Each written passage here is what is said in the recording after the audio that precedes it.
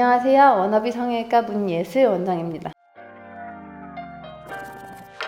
오늘은 정말 많이 걱정하시는 안면거상의 부작용에 대해서 좀 설명을 해드리려고 해요. 병원에서 실제로 느끼는 부작용은 일단은 부작용이랑 일반 경과애를 조금 구분을 하셔야 되는데요. 우리가 제일 많이들 처음에 무서워하시는 거는 감각저하 많이 무서워하시거든요.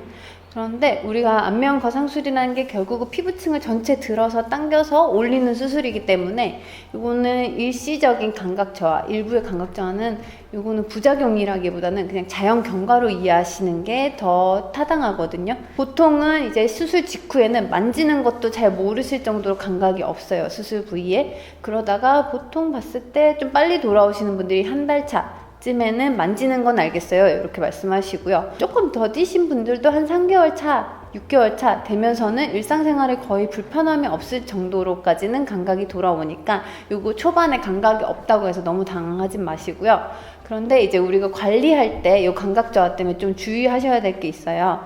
우리가 수술을 하고 나면 막 얼굴도 붓고 이러니까 막 뜨거운 찜질이나 반대로 아이스팩 이런 거 많이 하시는 분들이 계시거든요. 붓기를 내린다고. 그런데 이때 감각이 떨어져 있을 때 너무 뜨거운 찜질이나 너무 아이스팩을 장기간 하시면 우리가 동상이 걸려도 화상이 걸려도 모르기 때문에, 감각이 없어서 모르기 때문에 이런 건 좀 많이 주의하셔야 돼요. 두 번째로는 제일 많이 사실 병원에서 정말 많이 듣는 경과를 보면서 정말 많이 듣는 얘기 중에 하나는 효과가 없음이거든요.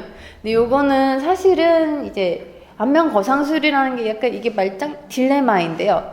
효과가 솔직히 없을 순 없는 수술이에요. 어떻게든 효과는 있는데 이게 이제 내가 원하는 만큼의 효과인지 아닌지 요게 조금 항상 상담을 해드릴 때도 그렇고 경과를 볼 때도 그렇고 조금 딜레마인 것 같습니다. 내가 사실 안면거상술을 결정하시는 게 쉬운 결정은 아니잖아요. 금액도 그렇고 시간도 그렇고 내 얼굴 전체를 손을 대야 되는 건데, 그렇게 했을 때 우리가 그런 비용과 시간과 노력을 들였을 때 원하는 효과 대비 실제로 효과가 그만큼 있냐, 요 갭을 줄이는 게 이제 면밀한 상담을 통해서, 그리고 현실적인 기대치에 대해서 제가 이제 설명을 드리면서 해결해 나가야 될 숙제라고 생각을 하긴 하는데요. 반대로 효과가 가장 좋은 부위는 우리가 턱선이랑 목선 요런데, 불독살 요런 데는 정말 효과가 좋거든요.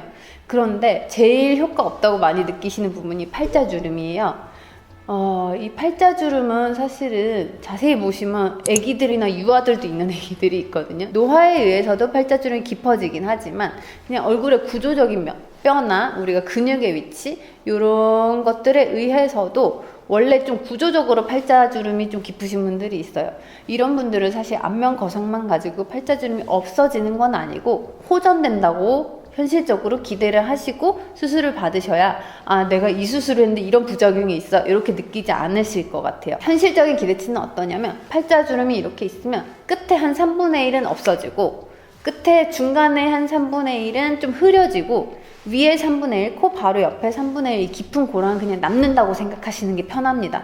그 남는 게 너무 속상하시다면 필러나 지방 이식 등으로 좀 고랑을 채워주시면서 보완을 하시는 게 현실적이에요. 효과가 좋은 부위, 턱선은 너무 많이 좋아지고요. 팔자는 우리가 효과가 좀 덜할 수 있는데 요거는 부작용이라기보다 그냥 안면 거상술에 우리 얼굴의 구조의 한계다라고 생각하시고 현실적인 기대치를 가지시는 것이 이해하기에 편하실 것 같습니다. 우리가 안면 거상하고 나면 흉터가 생길 수밖에 없거든요. 성형외과 의사들도 수술을 할 때 흉터에 굉장히 신경을 많이 씁니다. 그렇지만 우리가 우리 몸의 회복의 내추럴한 코스에서 1개월에서 3개월 차에는 우리 흉터가 좀 수축을 하면서 굉장히 좀 빨갛게 도드라지는 경과가 있어요. 이거는 흉터의 내추럴한 코스고요. 3개월 지나면서 점점 흉터가 좀 안정화가 되면서 6개월, 1년 정도 보시면은 안면거상술의 흉터는 거의 문제가 되지 않는 경우가 대부분이기 때문에 이 내추럴한 코스에서 흉터가 조금 도드라지는 경우에도 너무 걱정하지 마시고 조금 기다려 주시면 6개월, 1년 지나면서 크게 일상생활에서 눈에 많이 띄는 흉터가 되진 않을 거니까 이거 내추럴한 경과를 좀 이해해 주시면 되겠습니다. 그 다음에 안면거상의 진짜 부작용에 대해서 말씀을 드릴 건데요. 일단 제일 흔한 부작용으로는 칼기가 있어요. 칼기는 왜 생기냐면 우리가 안면거상이라는 게 결국 피부를 이렇게 당겨서 봉합을 해놓는 건데 결국 이 귓볼이랑 만나잖아요. 그럼 피부는 위로 당기는 힘을 받지만 귓볼은 아래로 당기는 힘을 받을 수밖에 없습니다. 서로 장력이 이렇게 작용을 하니까요. 그런데 그 귓볼이 그 당기는 힘을 견디지 못하고 이렇게 쭉 같이 내려오면 그걸 바로 칼기라고 하는 거예요. 요게 제일 이제 안면거상에서 흔한 부작용으로 볼 수가 있겠고요. 두 번째로는 뭐 사실 좀 무섭지만 되게 드물지만 무서운 부작용에는 피부괴사, 뭐 신경손상, 이런 뭐 안면마비 이런 것들이 있을 수는 있어요. 피부괴사는 피부가 너무 얇게 들어졌을 때, 그럴 때 피부의 혈액순환이 끊기고 피부가 손상이 되면서 피부 괴사가 생기고요. 그 다음에 반대로 좀 디플레인을 하면서 너무 깊은 플레인으로 가거나, 플레인을 하는 그 플레인에 우리 얼굴에 운동신경이 많이 지나가거든요.